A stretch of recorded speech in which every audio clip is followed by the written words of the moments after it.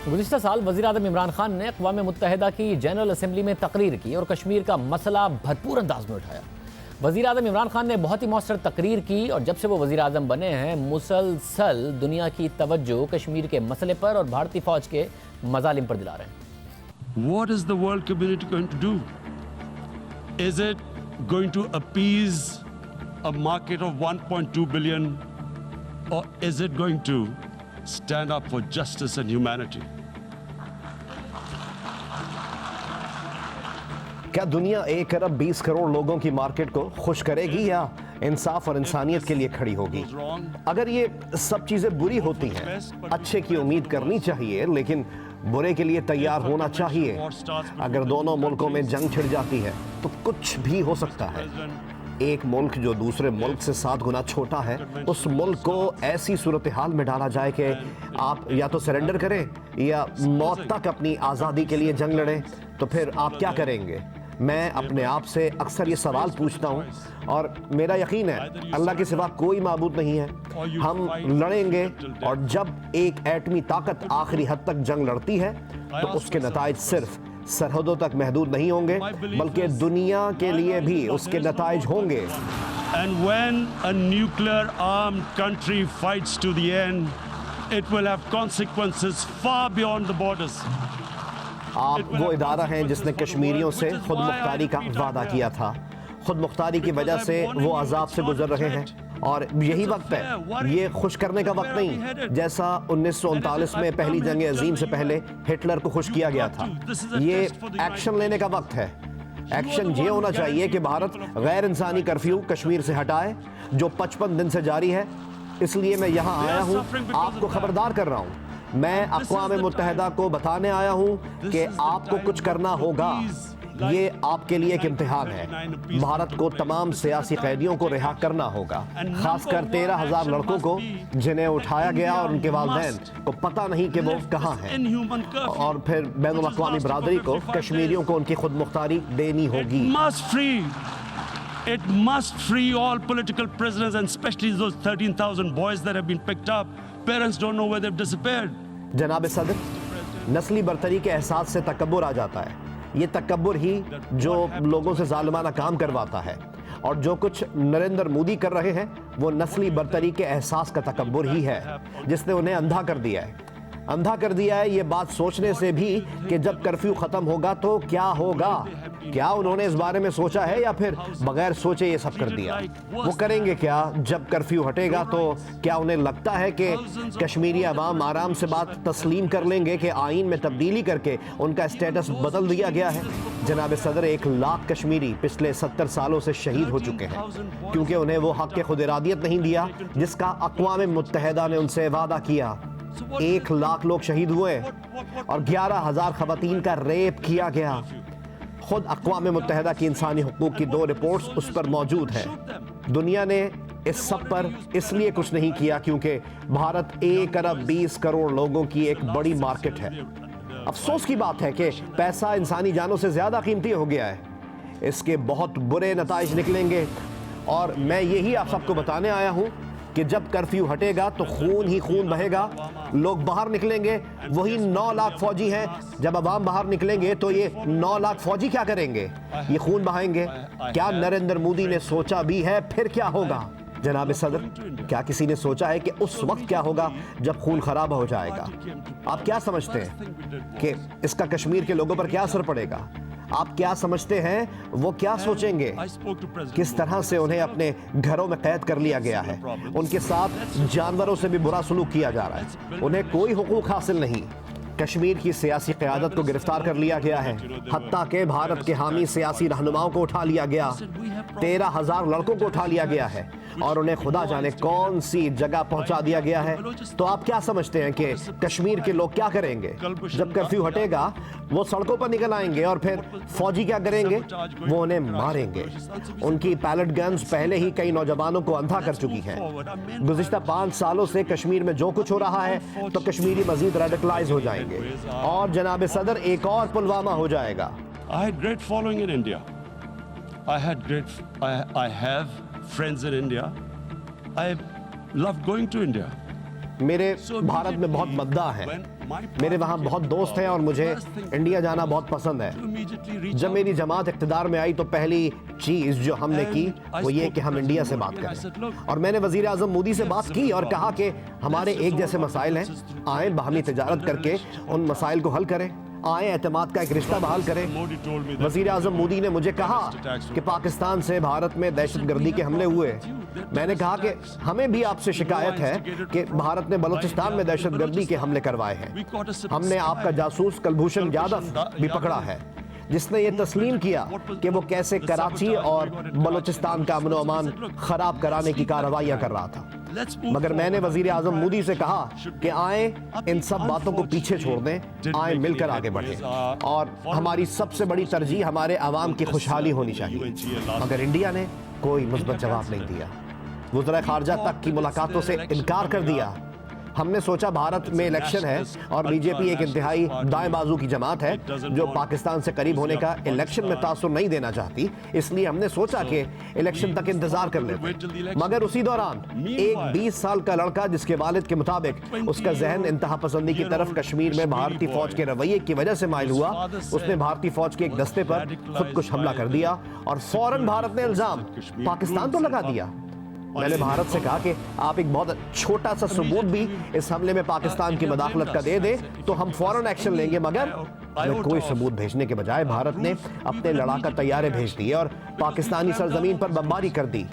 हमने भी जवाब दिया, भारत के 2 लड़ाका तैयारे मार गिराए, उनका एक पायलट हमारी तहवील में आ गया, जिससे हमने फौरन भारत को वापस भेजा ताकि भारत को बता सकें कि देखें हम बिल्कुल ताल्लुकात की खराबी नहीं चाहते। मगर बजाय इसके कि नरेंद्र मोदी की हुकूमत इसे अमन का एक पैगाम समझती, नरेंद्र मोदी की पूरी इलेक्शन कैंपेन इस झूठ पर मबनी थी कि कैसे उन्होंने पाकिस्तान को बमबारी करके और पाकिस्तान की सरजमीन पर 350 दहशतगर्द मार कर सबक सिखाया, जो कि एक मुकम्मल झूठ था, क्योंकि महज 10 दरख्त उस हमले में मारे गए और उसका भी हमें दर्द है क्योंकि हम मेहनत से दरख्त उगा रहे हैं। 350 terrorists.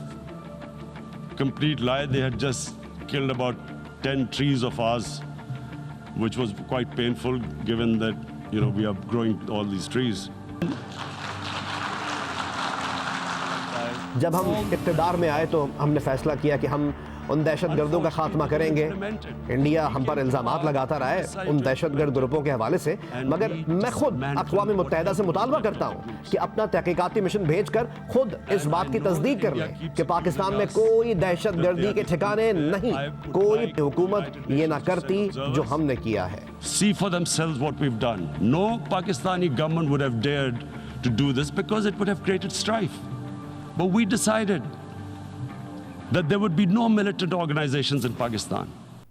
वज़ीर-ए-आज़म इमरान खान ने मसला कश्मीर पर तफसील से बात की, जिसके बाद मकबूजा कश्मीर के अवाम को इमरान खान से बड़ी उम्मीदें वाबस्ता हो गई हैं। उन्हें ये उम्मीद है कि वज़ीर-ए-आज़म इमरान खान हर फोरम पर कश्मीर का केस लड़ेंगे, दुनिया की तवज्जो भारतीय मज़ालिम की तरफ दिलाएंगे, और वज़ीर-ए-आज़म इमरान खान ऐसा कर भी रहे हैं। हर बैन अल-अक़वामी फोरम पर वो मुसलसल कश्मीर का मुकदमा भरपूर अंदाज में उठा रहे हैं। साबिक जमहूरी वज़ीर आज़म की तरह उन्होंने भी कश्मीर के अवाम पर होने वाले मजालिम को दुनिया को भूलने नहीं दिया है। इस वक्त कश्मीर में सूरत हाल माजी से बदतर है। आज कश्मीर में कर्फ्यू को 185 दिन हो गए हैं। कश्मीरी बुनियादी सहूलतों से महरूम है।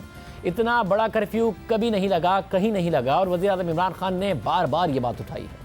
भारत कश्मीरियों की आवाज़ दबाने के लिए मुसलसल ताकत का इस्तेमाल कर रहा है, मगर मकबूजा वादी में मुहासरा ताहाल बरकरार है। 185 दिन के बाद भी घर घर तलाशी ली जा रही है, कार्रवाइयाँ की जा रही हैं, बुनियादी सहूलतों की फराहमी बुरी तरह मुतासिर है। मोदी हुकूमत ने गुज़िश्ता साल 5 अगस्त को कश्मीर की खुसूसी आईनी हैसियत ख़त्म कर दी थी और साथ ही मकबूजा वादी में सख्त मवासलाती पाबंदियाँ नाफिज कर दी थी। कुछ दिनों पहले इंटरनेट से जुज़वी तौर पर पाबंदियाँ उठाई गई, लेकिन सोशल मीडिया अब भी बंद है। सिर्फ महदूद सुस्त रफ्तार 2G मोबाइल इंटरनेट चल रहा है। इंटरनेट से तो जुज़वी पाबंदी उठाई गई, मगर कश्मीरियों की आवाज़ दबाने के लिए इक़दाम अब भी किए जा रहे हैं। सख्तियाँ अब भी बरकरार हैं। तवील अरसे से जारी कर्फ्यू और फौजी मुहासरे की वजह से खुराक और अद्वियात की शदीद किल्लत का सामना है। मुसलसल फौजी मुहासरे में ज़िंदगी गुजारने वाले मकबूजा वादी के शहरियों ने बड़े सख्त हालात का सामना किया है। माओ ने जवान बेटों की गिरफ्तारियों और गुमशुदगियों का दर्द सहा है।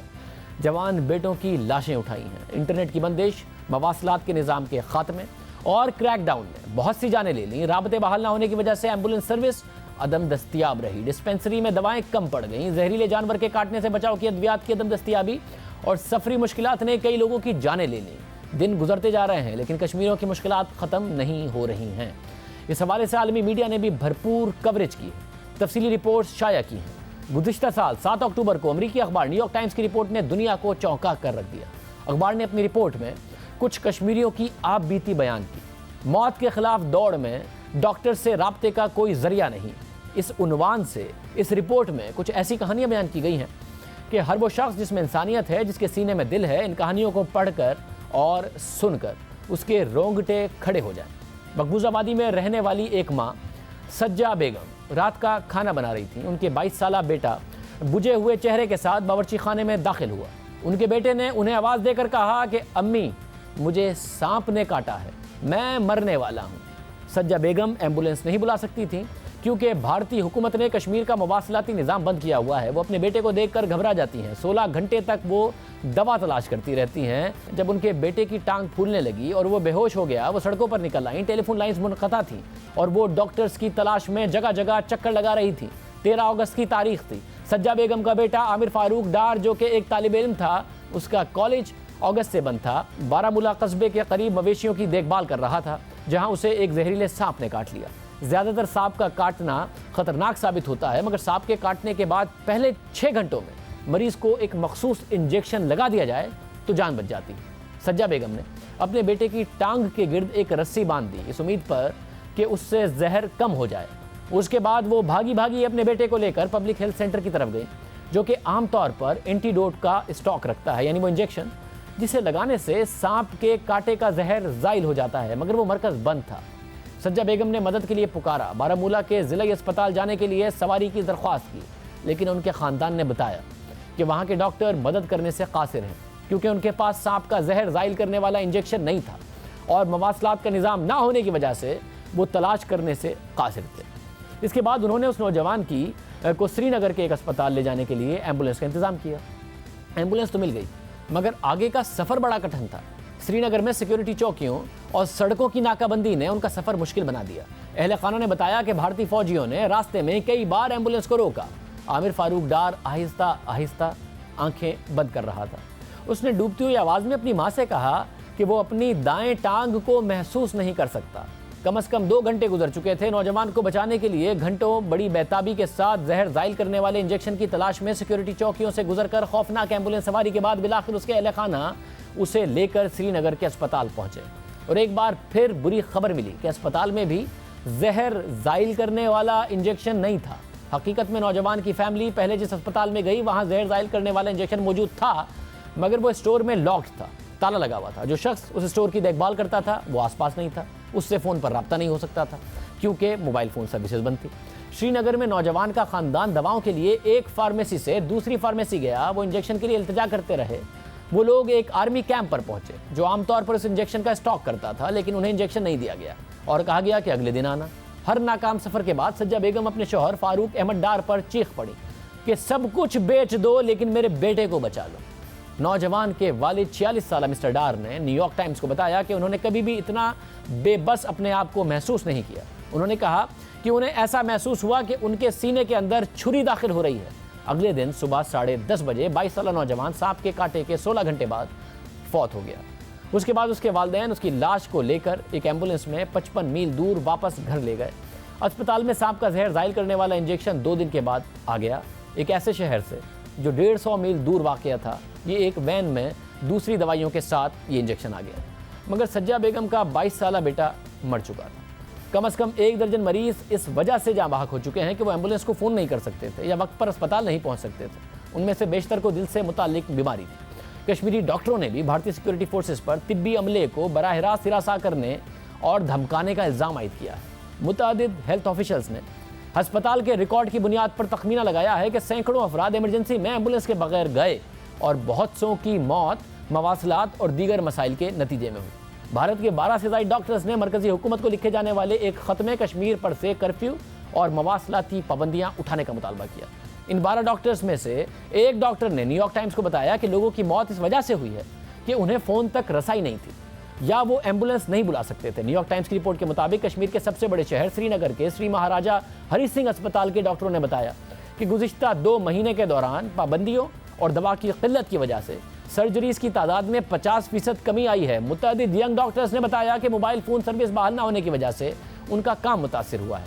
जब उन्हें सीनियर डॉक्टर्स की मदद की ज़रूरत पड़ती है तो वो उनकी तलाश में अस्पताल के आसपास दौड़ने में कीमती वक्त गंवा बैठते हैं। ऐसी मुतअद्दिद रिपोर्ट शाया हो रही हैं जिसमें कश्मीरियों पर होने वाले मजालिम बयान किए जा रहे हैं और पाकिस्तान मुसलसल उस पर आवाज़ बुलंद कर रहा है, हमेशा से करता रहा है, मगर भारत की हठधर्मी और भारत के मजालिम मुसलसल अपनी जगह पर मौजूद हैं। बैनुल-अक़वामी बिरादरी बयानात ज़रूर देती है, अमली तौर पर कोई इक़दाम नहीं करती। इरादी अल्लाह।